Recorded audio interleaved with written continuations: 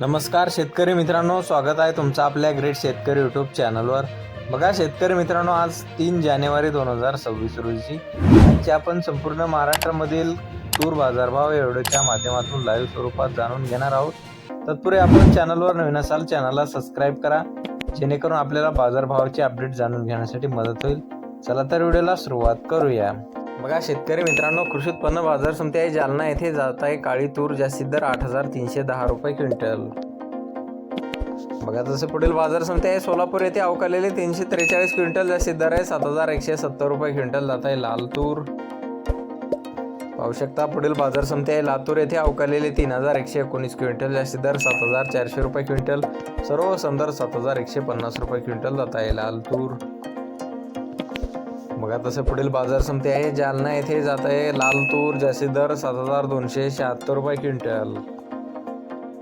बघा तसे पुढील बाजार समिती अकोला येथे अवकालेली 317 क्विंटल, जास्तीत जास्त दर आहे 7,150 रुपये क्विंटल जात आहे लाल तूर।